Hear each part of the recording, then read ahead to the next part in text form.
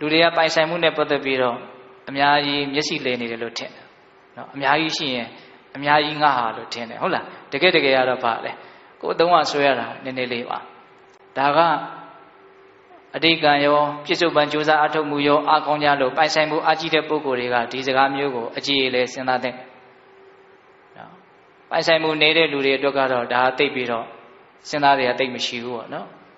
ကျို့အများကြီးရှိမယ်အများကြီးဟုတ်မယ်လို့ထင်နေတာဒီကတန်းကတွက်ကြည့်လို့ရှိရင်အသိဉာဏ်မရှိလို့ရှိရင်ပိုင်ဆိုင်မှုများတာပိုးပြီးတော့ဆင်းရဲတယ်လေးလံတယ်ပင်ပန်းတယ်လို့ဦးဇင်းထင်တယ်ဒါကြောင့်မိသားပေါင်းသူတော်ကောင်းတို့ဘာတွေဘလောက်ရှိတယ်ပဲပြောတကယ်ကဒီခန္ဓာကိုနေထိုင်လို့ရယုံမျှပဲဦးဇင်းတို့တွေတုံ့ဆွဲနေကြတာဟုတ်လားဒါကြောင့်သေးပြီဆိုတာနဲ့လူတွေကထားခဲ့ရတာပဲလေကိုရှာထားတာရဲ့ဘယ်နှပုံလောက်မှယူပြီးတော့တကယ်သုံးပြီးတော့မသွားနိုင်ယူသွားတာဆိုတော့ဘယ်လိုမှမဖြစ်နိုင်ပါဘူးဟုတ်လားသုံးသွားတာတောင်မသုံးနိုင်ဘူးနော်အဲ့ဒါဘာအတွက်အချိန်နေအရင်ကြီးပိုင်ဆိုင်မှုအတွက်အကုန်ခံရတယ်လေသူရတနာစัจ जा မင်းကြီးတို့လိုနေမဲ့နေရာဝိတ္တယုံတတာလည်းလာဖန်ဆင်းပေးတယ်ကျန်တာတွေလည်းသူ့အလိုလိုဖြစ်လာတယ်ဆိုရင်တော့အဲ့ဒါတော်သေးတယ်လေဟုတ်တယ်မဟုတ်လားသူဘုံကံရှိလို့အလိုလိုကိုရလာတာကိုကတထေးတွေရဲ့အိမ်ကိုအလိုလိုဝင်စားပြီးတော့တထေးသမီးတထေးသားဖြစ်တာဘလောက်ပိုင်မယ်ဘလောက်သုံးအဲ့ဒါကိစ္စမရှိဘူးဘာတွေဘလောက်ပဲရှိတကယ်တမ်းကပါလေနော်ဝါယုံပြင်စားလို့မရဘူးလှယုံပြင်ဝတ်လို့မရဘူးနော်ဒီတိုင်းလေးတော့တကယ်ခန္ဓာကိုယ်ရဲ့လိုအပ်ချက်ကတိတိလေးလောဘရဲ့လိုအပ်ချက်ကအကြီးဖြစ်နေတာဒါပေမဲ့တရားဓမ္မတို့ဆိုရင်အဲ့ဒီနှစ်ခုကိုမသေးကွဲဘူးဟုတ်တယ်မဟုတ်လားလောဘရဲ့လိုအပ်ချက်ကိုခန္ဓာကိုယ်ရဲ့လိုအပ်ချက်လို့ထင်နေတာအဲ့ဒီမှာအကျင့်အနဲ့ယုံနေကြတာပေါ့လေဟုတ်လားယုံလည်းပြီးရပါတော့ထားခဲ့ပေါ့ဟုတ်လားဘလောက်ကြံခဲ့တယ်ဘာတွေဖြစ်ခဲ့တယ်ပြောယုံမျှပဲလေပြီးတော့လည်းပြီးသွားရောလူတွေကအိုခြင်းတရားကိုလက်ခံနိုင်လားလက်မခံနိုင်ဘူးနော်အိုးလာပြီဆိုရင်အမျိုးမျိုးစိတ်တိုင်းမကြဘူးဒါကိုတတ်နိုင်သမျှကာကွယ်တယ်အိုခြင်းတရားကိုရှောရှူကြည်နက်လက်မခံနိုင်ဘူးဘလို့မှမတက်နိုင်လို့သာခံနေရတာဟုတ်တယ်မဟုတ်လားအိုခြင်းကိုလက်မခံနိုင်အိုတဲ့ခန္ဓာကြီးကိုရထားတာကိုအိုခြင်းကိုလက်မခံနိုင်တာသဘာဝကြလားမကြဘူးဟောနာခြင်းကိုလိုက်ခံနိုင်လားလို့မေးပိုးတောင်လက်မခံနိုင်သေးတယ်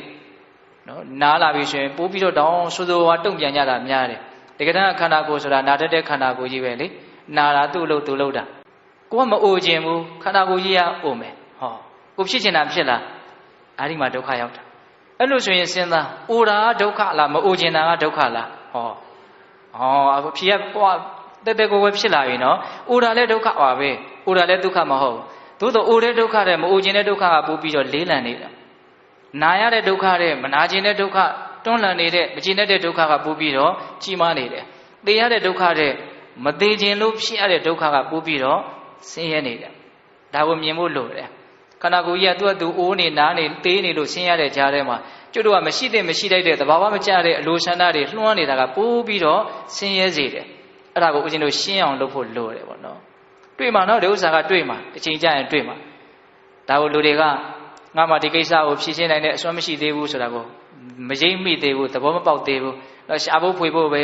တင်းတောင်တင်းနဲ့နေနိုင်ဖို့ပဲလူချင်းတူနေနိုင်ဖို့ပဲဒါတွေအရင်အရေးကြီးတယ်ထင်နေတာပေါ့နော်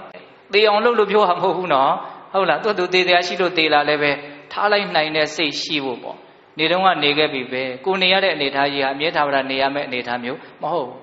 အဲ့တော့တကယ်လို့ဒကာဓမ္မတို့အချင်းတို့တွေကကိုလည်းအကြည်လေတော့မေးစရာကောင်းတာပေါ့ငါမအိုခြင်းဘူးမနာခြင်းဘူးမသေးခြင်းဘူးအဲ့ဒါတကယ်ဟုတ်လားတကယ်ဟုတ်တယ်ဆိုလို့ရှိရင်နော်ဘဝတစ်ဖန်မဖြစ်အောင်လုပ်ဖို့ပဲရှိတယ်ဆိုတဲ့အဖြေမှန်ကိုရအောင်လုပ်အောင်နော်ခန္ဓာလည်းရှိနေတော့အိုရလိမ့်မယ်နားလိမ့်မယ်သေရလိမ့်မယ်ဒီနေရာဖြင့်အိုတဲ့နာတဲ့သေတဲ့ခန္ဓာပဲရှိတယ်မအိုတဲ့မနာတဲ့မသေတဲ့ခန္ဓာမရှိဘူးမအိုခြင်းဘူးမနာခြင်းဘူးမသေခြင်းဘူးဆိုရင်ခန္ဓာကိုမရမှာဘဝကိုမရမှာမအိုမနာမသေမှုကရမှာအခုကခက်တာကခန္ဓာကိုကြတော့ရခြင်းတယ်သူ့ရဲ့သဘာဝဖြစ်တဲ့အိုခြင်းနာခြင်းသေခြင်းကိုတော့လက်မခံနိုင်